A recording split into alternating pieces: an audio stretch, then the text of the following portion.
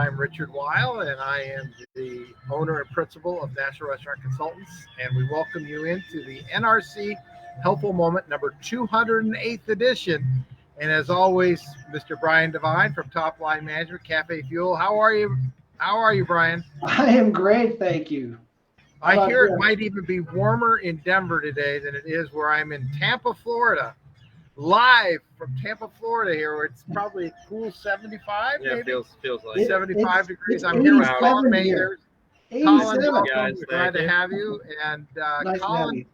is a principal and owner of a So Fresh restaurant here in the Tampa market. It's a franchise system. It's a huge franchise system, but it's wonderful food.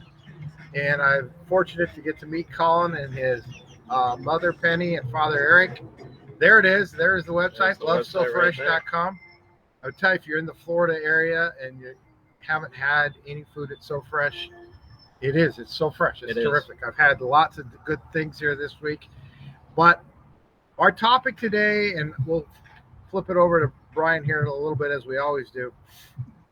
Culture. We've talked about culture at NRC Helpful Moment for many months, but you are in that category called a millennial, which is great, and he is, and but he thinks like a business person. But how do you think culture driving into your organization through your process and thinking as a millennial, and how you drive that with your millennial staff, some of your cooks and things like that? How important is that piece of culture? It's very important. We always try to express to our employees that customer service and customer experience is number one. And I always try to give them perspective to, if you were the customer, how would you feel? If you came in this, you would want to be greeted. You would want them to probably look well put together, not like they just rolled out of bed, the little things. Speaking to people with a smile on your face, trying to be in the right attitude and mindset when you come into work. It can be challenging. As a manager, though, I do try to listen to all of our staff. And even though you might ask them point blank what's going on, they might not tell you. But if you sit and listen to them enough, it'll come out and you can kind of overhear and piece things together. So if you can do that and you respect their personal lives and you show that you respect them as a person and you show them this is a team environment, it's a family, we all work together. And ultimately, everybody should feel like the experience for our guests should be the same, regardless of who's behind the counter, who's in the kitchen, who's cleaning dishes. It's all a team together. We all do it. It's all one process. It should be the same experience every single time. And having people in the right mindset and like smiling and contagious and positive attitude, it spreads, and that's what keeps people coming back for more. So this particular So Fresh opened up, everybody's going to just choke when I say this, December of 2020. Yeah, it was a challenging time. That first year, there was a lot of uncertainty with staffing, with customers, with consistency. But we managed mainly in part through that period. We had very little turnover. We were very invested with our staff. Everybody was in there. Everybody knew their role. Everybody came in. We tried to do set schedules for people, so it was always a consistent routine. There were never any questions. If we had technical errors, it didn't matter. People showed up on time. And that makes a huge difference when everybody can rely on everyone else on the team and know that we're all working to the same goal. And even though maybe today you don't have your A+ game, even if you bring your B+ or your A-, the rest of the team will be there to help coach you through, and you can lean on and get through the rest of the day. And it's been huge. And our customers have noticed that too, because like we interact with them through the pandemic and all the changes that they made through their lives. And they appreciate the extra efforts that we would go to try to bring a smile to their face through service, even though the weeks and months of that time were not very good at all. Yeah. And you all persevered through it. I mean, you plowed through it, I think is what you're saying. Thank you. And the culture component, you find it different in terms of working with your younger staff all the way up to maybe some of your staff that might be of Hispanic origin. I mean, you kind of adjust it, yeah, right? Definitely. Especially with the younger ones who are currently in college. They are way more tech savvy.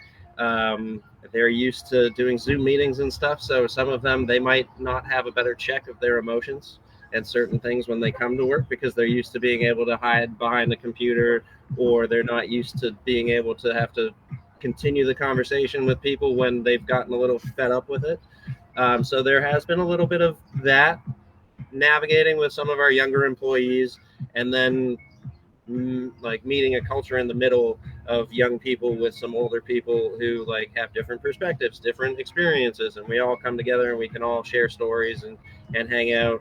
It's not so much like first day we do what's your name in the little games. It's just kind of like, oh, you do this such and such thing, oh, so and so also does this, and they've got all these like pictures, or they just went to that place and they can tell you all the good play, and like little things like that kind of expose each other more, not just on a work environment, but also a personal environment. And then the next thing you know, like everybody on your staff has each other's phone numbers. There's group texts that you're not a part of, and they cover off with each other, and they're a well-oiled machine. And it's like the manager can just show up and, oh, I didn't schedule you, but you guys swapped, and that's okay. You guys made it work. So when you can find that balance, it's amazing, and that brings a smile to your face, because as a manager, you don't have to stress. Well, you've created an inclusive environment. Exactly. An inclusive culture. So I'm going to flip it over to Brian. I'm sure you can answer it from a culture standpoint as it reflects upon the marketing side. So Brian, you want to take it from here? Absolutely. Yeah. Thanks, Richard. Thanks, Colin. I think that all I really want to add. For technical difficulty. It's okay, Brian. We froze, but go ahead. Keep going. Okay, yeah, no, I'm still seeing you, so you guys look and sound great. But what I wanted to add is that when you've created that culture and you've created that experience for your customers, so that when they come in, they have this great experience, I want you to remember that when that happens, they actually want to hear from you, because you've given them something that they're going to walk away from and feel good about. So when you reach out via text, via email, via messenger, whatever it is, they're happy to hear from you, as opposed to you being a pest, right? So you'd rather be a welcome guest when you reach out with your marketing than a pest. And when you've done that first step and created that culture so that it's pervasive throughout your entire process, then when you go to reach out with your text messaging and everything else, they're happy to get that information. They want to connect with you, so that building your list of customers, and again, the most important asset any business has, restaurant or otherwise, is your customers. So if you can reach out to your customers through your list and they want to hear from you and are happy to hear from you, everything is just that much easier. So that's all I wanted to add to it, because I think what you're doing there is fantastic, and it just reminds you that the marketing will get easier when you've done that part too. Oh, for sure. Well, those are great points, and I think you both have really strong. You're completing the circle, if you would, going from the operations to the marketing side, and how it all comes back to each other. That's right. It gets to the point where your customers will recognize and know your staff members by name, and sometimes if they come in and it's somebody's day off, they'll make a comment. Oh, where's so and so?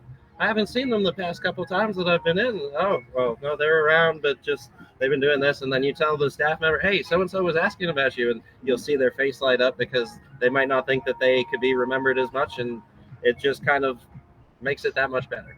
Yeah, I love it. That's great. Well, that's it for our NRC Helpful Moment. Cultures in terms of the process from a millennial perspective. Colin Mathers, it's been a pleasure. It's been a pleasure working with you this week as well. Well, I appreciate that. And Brian, as always, thanks for being here. And that concludes our NRC Helpful Moment for today. So bye for now, everyone. Bye, everybody.